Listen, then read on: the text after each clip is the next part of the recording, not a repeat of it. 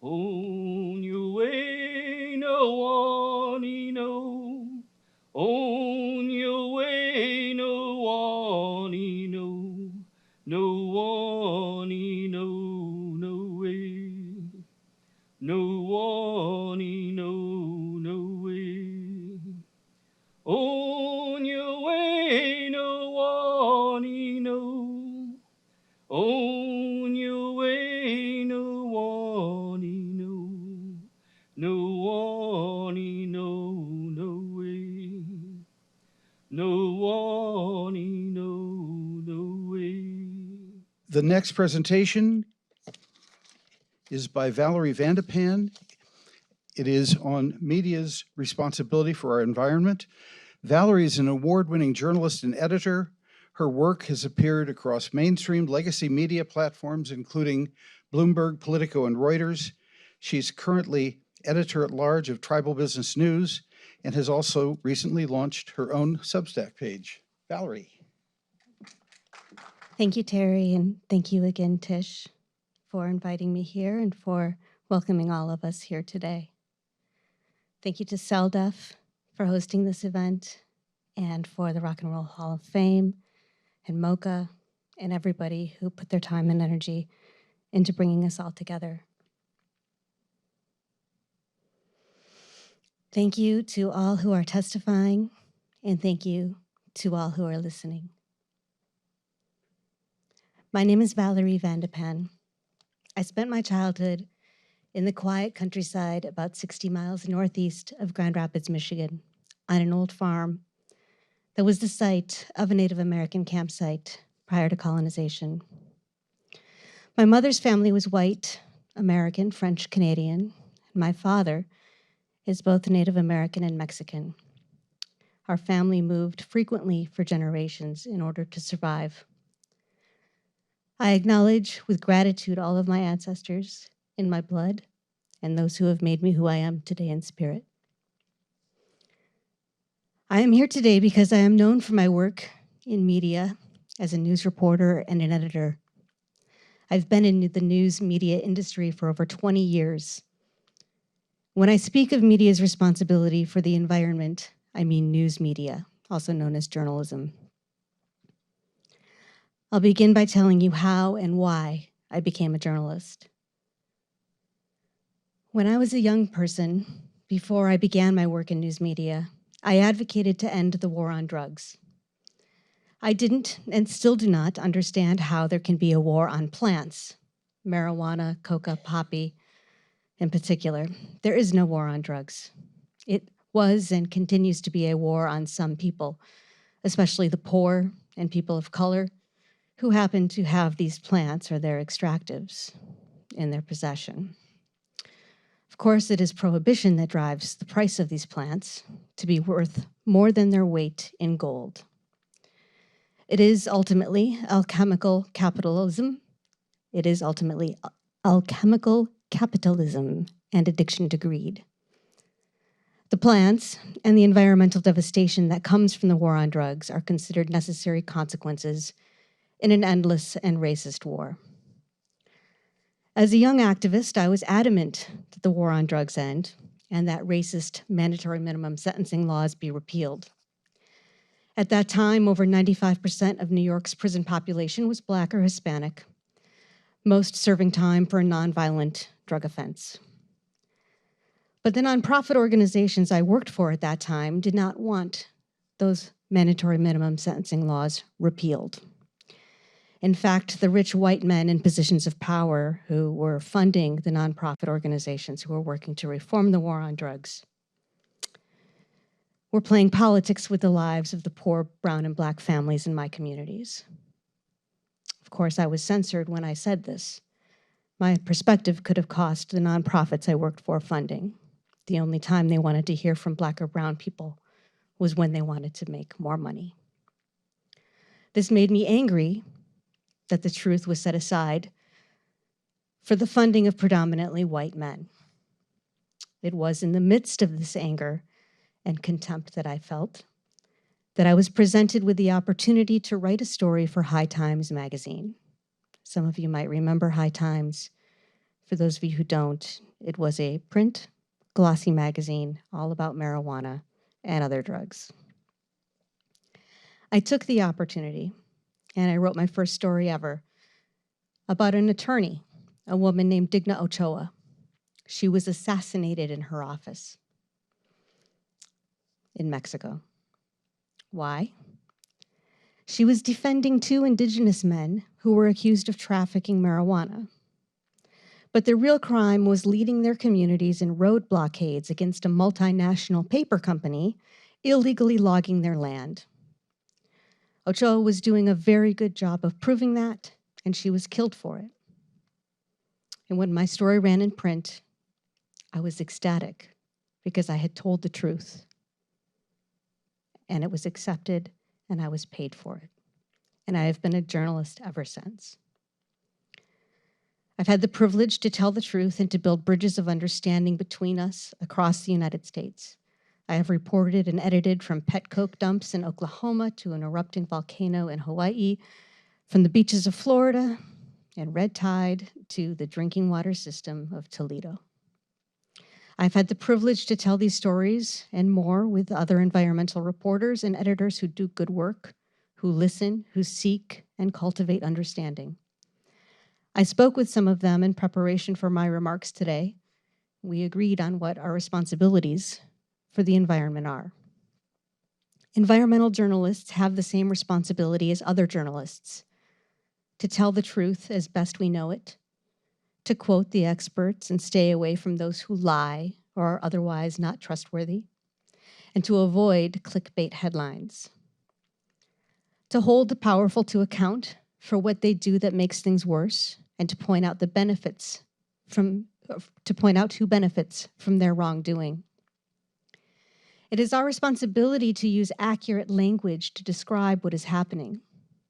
It is our job to make clear the toll humanity is taking on the environment, and the environmental changes are taking on humanity and on all of our relatives, on all living beings. Journalism at its best uplifts voices that aren't often heard. It is our responsibility to find those who need to be heard and to communicate on behalf of the environments we all inhabit for those who might not hear any other way. And as one colleague says, our responsibility is to, as often as possible, get out of the newsroom or wherever we are working and go see what's happening for ourselves, to feel it, to hear it, to bear witness. Yet many journalists do not do this. They see the world through the screens of their laptops and phones, at a desk high in a skyscraper or in the cozy bed of a paid-for condo or house.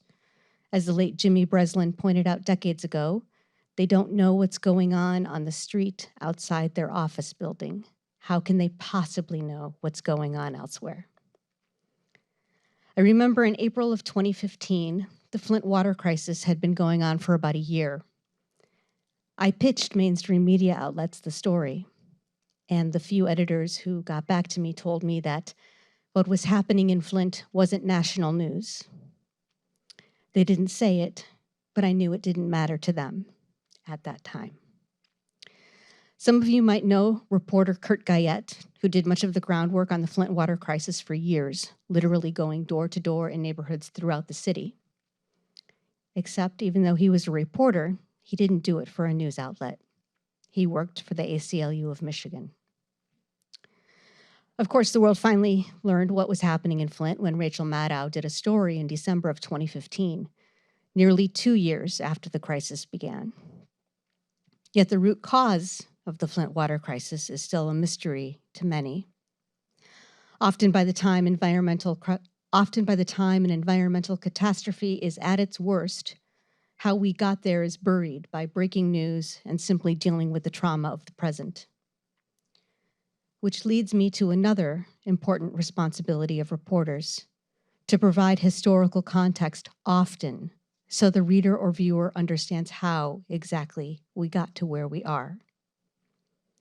Another responsibility we have in the midst of ever shorter attention spans is to stay on important stories, consistently holding the feet to the fire, so to speak, until there is a reckoning, To date, no person or institution has been held accountable for the Flint water crisis, yet the fallout for Flint and the people of Flint continues. Sometimes I lament how the news industry in its constant rushed state seems so out of touch, so fractured it can have the air of being a circus or a sideshow or even a fun house with mirrors. I think many of you have probably seen that too. The bigger the circus, the better the ratings.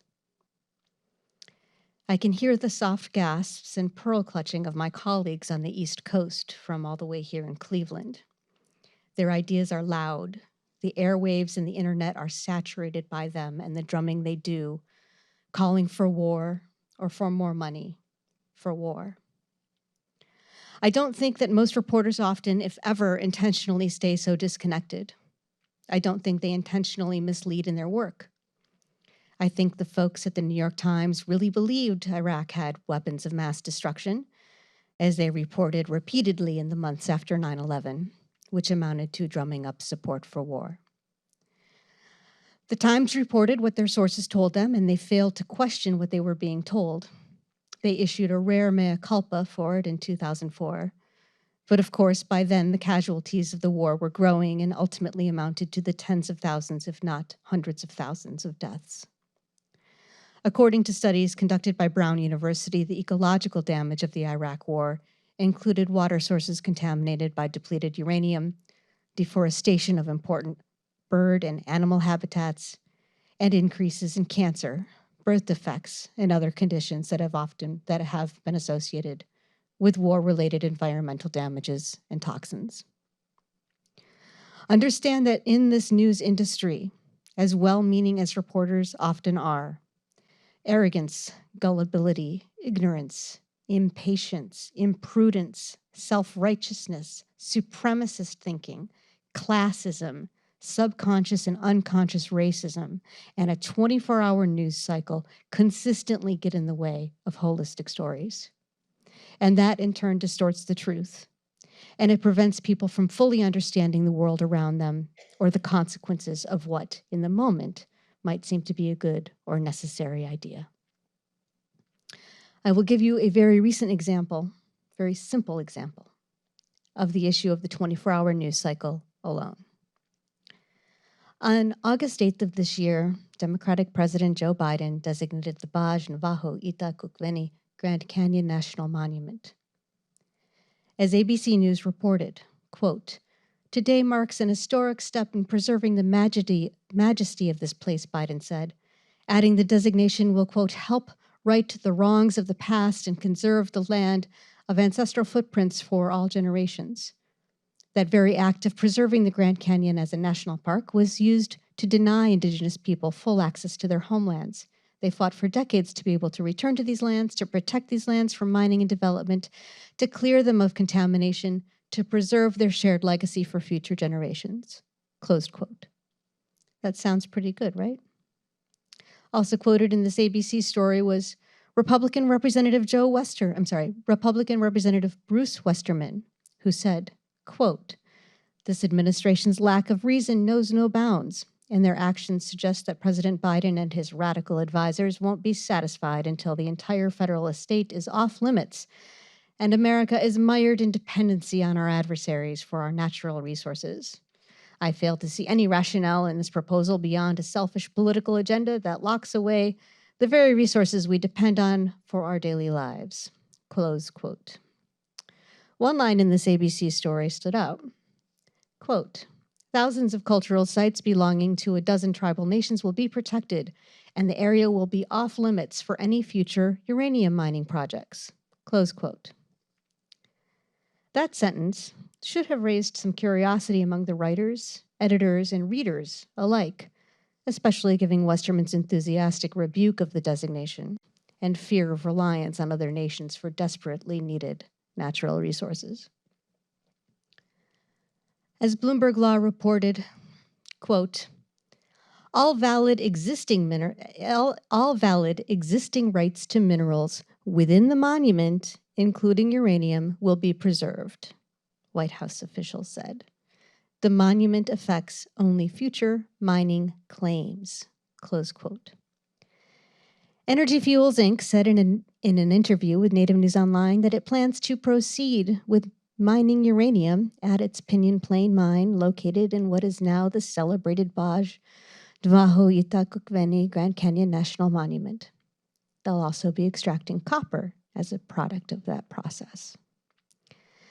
I don't think most of the news outlets or many other news outlets that celebrated this designation as a win for environmentalists and tribal communities understood that mining would continue there.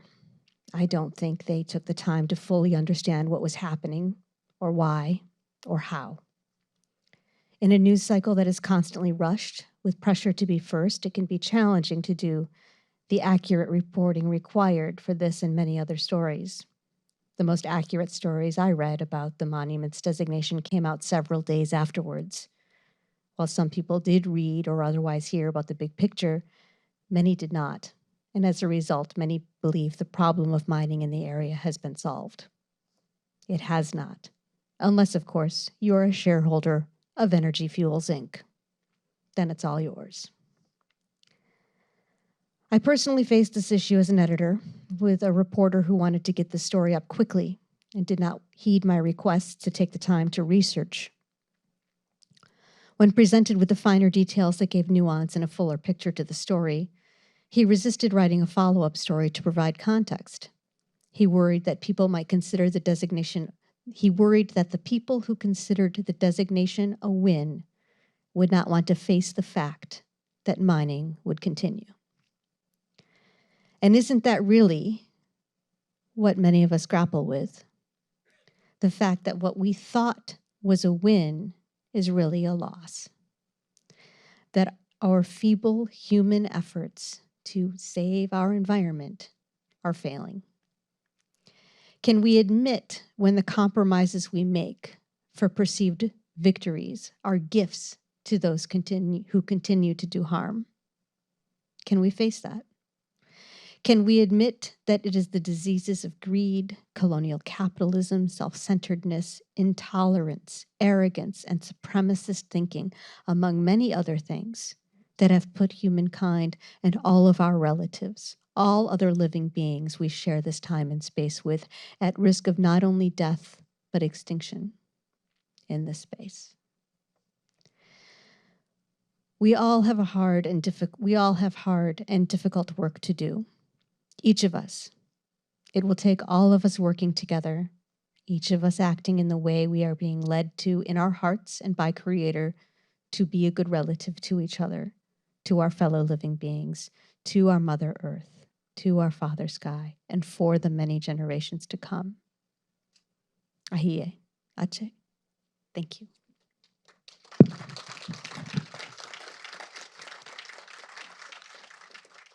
On your way, no one know. On your way, no one know. No one know, no way. No one know, no way. On your way, no one know. On your way, no one know. No one know, no way. No one know, no way. No one know, no